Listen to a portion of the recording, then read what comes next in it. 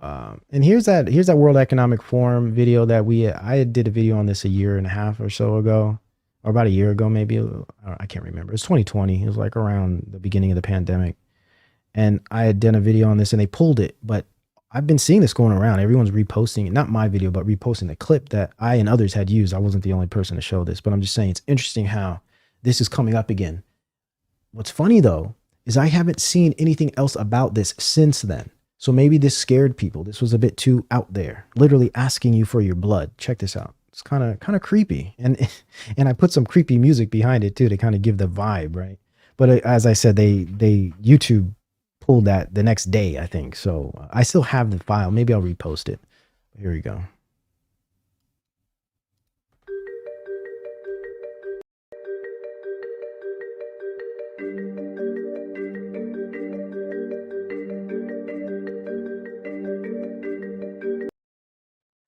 Users will have their blood screened at an improved COVID Pass laboratory.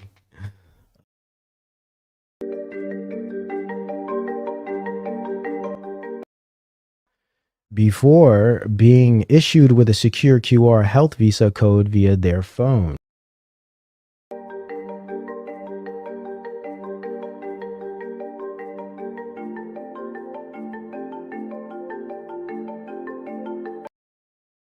Isn't this interesting? This is supposed to make you feel better, I guess. This digital passport doesn't include tracing technology. They want to make sure that you know you're not being traced, because that seems to be the argument everyone's throwing out. Oh, I don't want to be tracked and traced. Well, of course you're being tracked. I mean, of course you are. But they're saying, oh, we won't use it to track you. We have the data, but we won't use it. Okay.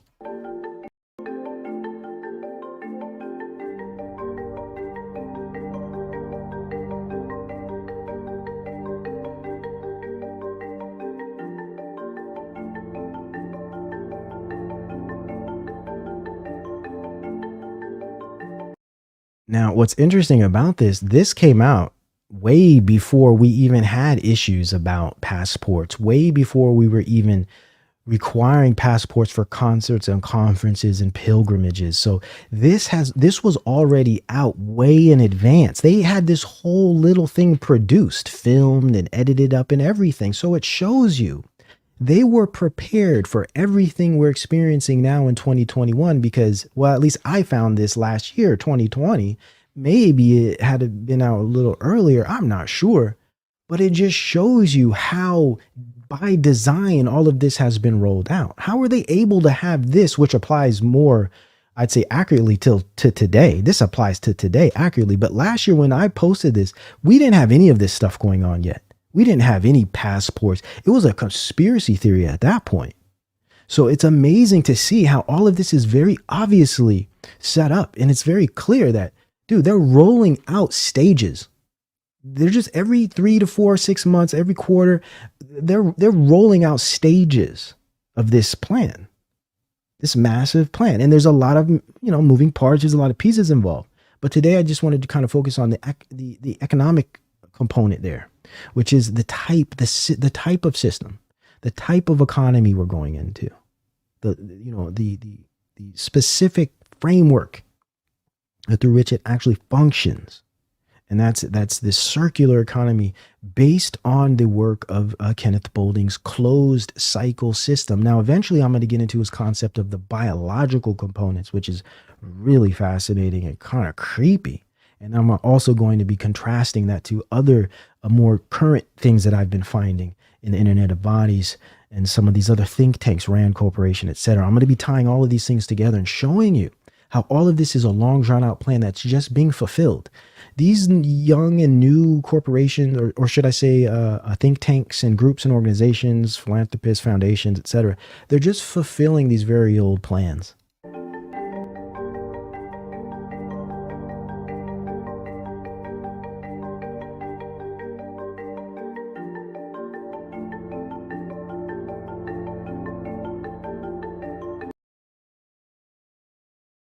They're leveraging here. So they're saying, look, you don't have to worry about lockdowns if you implement this new type of system. All you have to do is give your blood, give your DNA, and let us track everything you do. And you don't have to worry about lockdowns no more because we have real-time data on everything.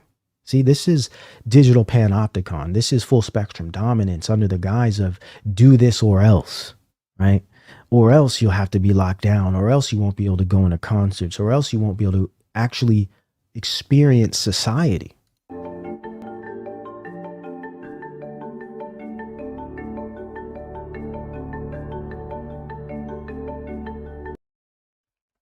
Mandatory carbon offsetting for each of its passengers. So again, there's the carbon component, the carbon footprint, the zero emissions mission, right? By 2050, I have some ukfire.org, I believe. I have all these documents from their site. It's crazy. By 2050, I think they want virtually no airlines functioning. They don't want flying. They want to get rid of cars. So this is why we hear about mileage tax. This is why we hear about all of these new taxes that are coming. I think mileage tax is one of them, and electronic or electric cars, and getting rid of vehicles, and creating all of these obstacles to travel, right? To do things. This is why we're seeing the slow deconstruction of the airline system, because what could happen is maybe it will only end up being a couple airlines, like we have Amazon and Walmart and Target. There might only be like American and United, and it's very, very expensive to fly, and only a certain class actually can afford it, and everyone else just never gets to fly ever again. I mean, we're going towards that type of very insular, centralized, circular economy, whereby there is actually two different societies. There's the what someone called the mainstream society. There's the elite, and there's the breakaway society. Those of us that totally disconnect in every way possible and live live on the fringes of society. And then there will be the general pop, the proletariat, who are plugged into the internet of bodies and are treated like cattle. If all of this plans out the way they want, that's just a description of what we might see.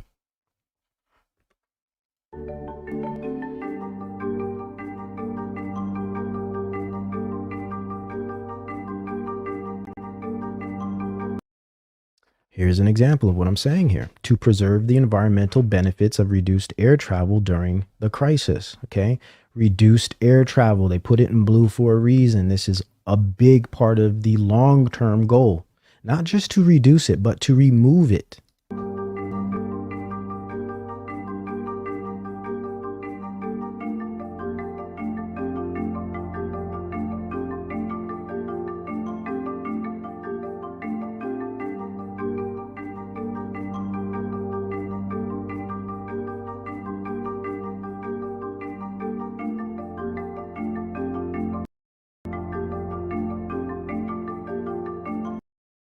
Again, back with the leveraging.